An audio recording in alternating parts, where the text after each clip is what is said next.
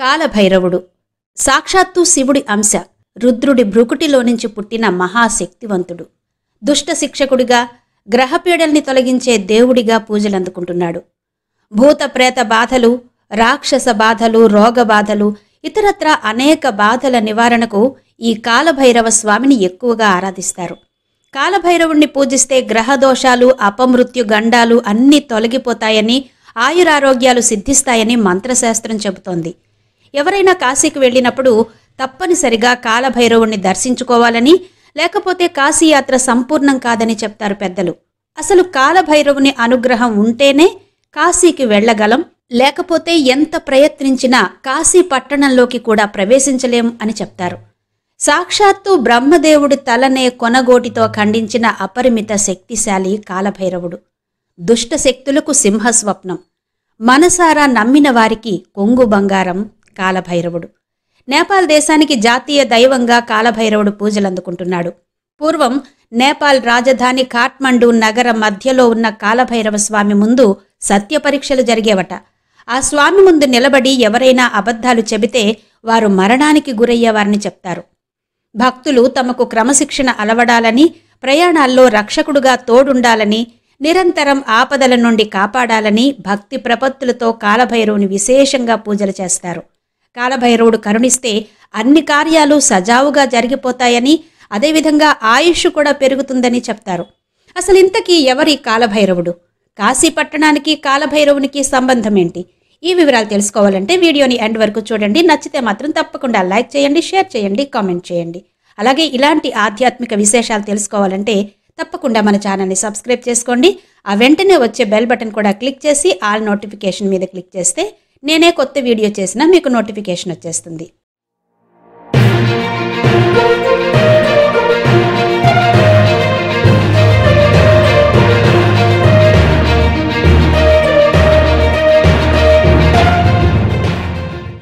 ఈ సృష్టిలో భగవంతుడు ఒక్కో కాలంలో ఒక్కో కారణంతో ఒక్కో రకంగా ఆవిర్భవిస్తూ ఉంటాడు. అలా ఒక ప్రత్యేక సందర్భంలో ప్రత్యేక కారణంతో ఆవిర్భవించిన శివస్వరూపం కాలభైరవుడు. కాలభైరవుణ్ణి పరమేశ్వరుడి పరిపూర్ణ అవతారంగా భావిస్తారు. కాలభైరవుడు దుష్ట శక్తుల నుంచి కాపాడే దేవుడు. కాలభైరవుడు ఇంకెవరో కాదు, సాక్షాత్తు శివుడే. ఆ స్వామి కాలభైరవుడిగా అసలెలా ఆవిర్భవించాడు? ఎందుకు ఆవిర్భవించాడు? ఒకసారి మహర్షులకు ఈశ్వర తత్వాన్ని అర్థం చేసుకోవాలన్న జిజ్ఞాస కలిగింది. ఎవరు చెప్తారా అని ఆలోచించారు. సృష్టికర్తను మించిన బ్రహ్మజ్ఞాని ఎవరుంటారు? అందుకే నేరుగా బ్రహ్మ తపస్సు చేసుకుంటున్న మేరు పర్వతానికి వెళ్లారు. బ్రహ్మదేవుడు కూడా ఆ నిగూఢ రహస్యాన్ని తప్పకుండా బోధిస్తానని మాటిచ్చాడు. అయితే అంతలోనే సృష్టికర్త చుట్టూ ఒక మాయ పొరను సృష్టించాడు పరమేశ్వరుడు. దీంతో మనసులో ఏమూలో ఉన్న అహంకారం బయటకొచ్చింది. పిచ్చి మహర్షులు, పరమతత్వం గురించి చెప్పేదేముంది? నేనే ఆ మహాతత్వాన్ని, స్వయంభువును నేను, విధాతను నేను, సృష్టి స్థితి లయకారకుడిని నేనే, మీ ప్రశ్నకు జవాబు కూడా నేనే అంటూ ప్రగల్భాలు పలకడం మొదలుపెట్టాడట. అక్కడే ఉన్న విష్ణుమూర్తికి ఆ మాటలు వినిపించాయి. మాయకే మాయలు నేర్పగలిగిన విష్ణుమూర్తిని కూడా మాయ పొర కమ్మేసింది. కాదు కాదు, నేనే గొప్ప అంటూ వాదానికి దిగాడు. ఇద్దరూ కలిసి వేదాల దగ్గరకు వెళ్లారు. వేదాలు పురుష రూపాన్ని ధరించి సకల ప్రాణుల్ని తనలో లీనం చేసుకున్నవాడైన రుద్రుడే పరమతత్వం అంటూ ఆ వేద పురుషుడు పరమేశ్వరుణ్ణి కొనియాడాడు. ఓంకారం కూడా శివుడే సర్వేశ్వరుడని నిర్ధారించింది. అంతలోనే దివ్య తేజస్సుతో ముక్కంటి శివుడు ప్రత్యక్షమయ్యాడు. ఆ ఆకారాన్ని చూసి బ్రహ్మ 5వ తల పక్కున నవ్విందట. దాంతో శివుడు ఆగ్రహంతో ఊగిపోయాడు. భృకుటి ముడిపడింది. అందులో నుంచి భయంకరమైన ఆకారంతో ఓ కాలపురుషుడు ఆవిర్భవించాడు. అతడే కాలభైరవుడు. భయంకరంగా ఉంటాడు కాబట్టి భైరవుడన్న పేరొచ్చింది.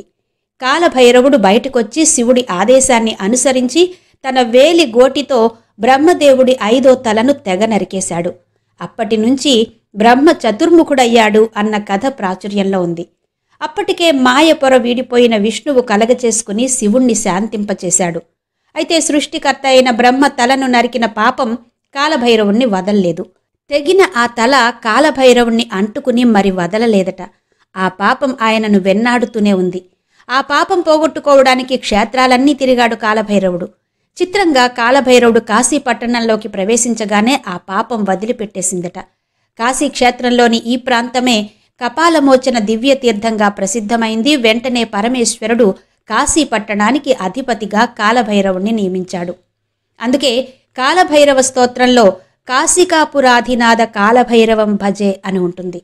కాశీయాత్రకు వెళ్లిన వారు కాలభైరవుణ్ణి దర్శించకుండా కాశీయాత్ర చేస్తే ఆ యాత్ర పూర్తి కాదు అని పండితులు చెప్తారు. కాశీలో శివుడి ఆలయాన్ని మూసివేసే ముందు ఆ తాళం చెవుల్ని లాంఛనంగా కాశీ క్షేత్రపాలకుడైన భైరవునికి అప్పగిస్తారు. ఇక్కడ పితృదేవతలకు తర్పణాలు వదులుతారు. ఈ తీర్థానికి ఎదురుగా కాలభైరవుడు కొలువు తీరు ఉంటాడు.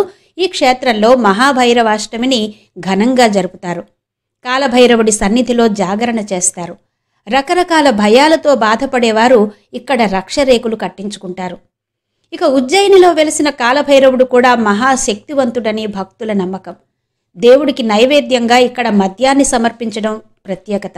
ఈ ఉజ్జయిని ఆలయంలో మద్యం సమర్పించడం ఇతరులకు విచిత్రంగా అనిపించినా అక్కడ తప్పనిసరిగా పాటించే ఆచారం ఈ మద్యం సమర్పించడం. పంచమకర తాంత్రిక ఆచారాల్లో ఇది ఒకటిగా చెప్తారు. అందులో భాగంగానే ఈ ఆలయంలోని దేవుడికి మద్యాన్ని నైవేద్యంగా సమర్పిస్తారు. ఈ ఆలయం వెలుపల కొన్ని దుకాణదారులు పూజా సామగ్రితో పాటు తప్పనిసరిగా మద్యం బాటిళ్లను కూడా అందులో ఉంచి అమ్ముతారు. అలా దేవుడికి పూలు, పండ్లు, కొబ్బరికాయలతో పాటు ఓ మద్యం సీసా కూడా సమర్పిస్తారు. అయితే 2015లో అక్కడ ఏకంగా ప్రభుత్వమే మద్యం దుకాణం తెరిచింది. ప్రజలు అధిక రేట్లకు మద్యం కొనుగోలు చేయకుండా ఉండడానికి గాను ఈ చర్య ప్రకటించింది. దీంతో అక్కడ దేశీయ బ్రాండ్లతో పాటు విదేశీ మద్యం బాటిళ్లు కూడా లభిస్తున్నాయి.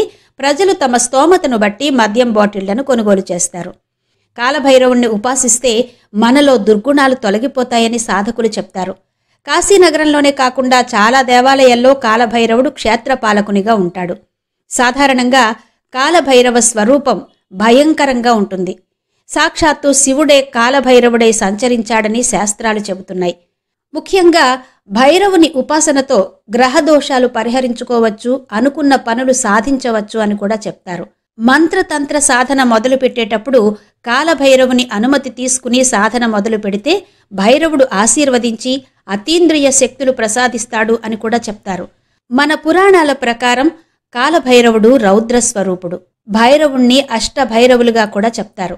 అసితాంగ భైరవుడు, రురుభైరవుడు, చండభైరవుడు, క్రోధ భైరవుడు, ఉన్మత్త భైరవుడు, కపాల భైరవుడు, భీష్మ భైరవుడు, శంబర భైరవుడు అని 8 రకాలుగా చెప్తారు. వీరు కాక మహాభైరవుడు, స్వర్ణాకర్షణ భైరవుడు అని మరో 2 ఆకారాల్ని కూడా చెప్తారు. స్వర్ణాకర్షణ భైరవుడు చూడ్డానికి ఎర్రగా ఉంటాడు. బంగారు రంగు దుస్తులు ధరిస్తాడు. తల మీద చంద్రుడు ఉంటాడు. 4 చేతులు ఉంటాయి. ఒక చేతిలో బంగారు పాత్ర ఉంటుంది అన్నది పురాణ కథనాలు చెప్తున్నమాట. ఇక ఇతర భైరవుల విషయానికి వస్తే సాధారణంగా భైరవుడు భయంకరాకారుడుగా ఉంటాడు. రౌద్రమైన నేత్రాలు, పదునైన దంతాలు, మండే వెంట్రుకలు, దిగంబరాకారం, పుర్రెల దండ, నాగాభరణం ఉంటాయి. 4 చేతులలోనూ పుర్రె, ఢమరుకం, శూలం, ఖడ్గం ఉంటాయి.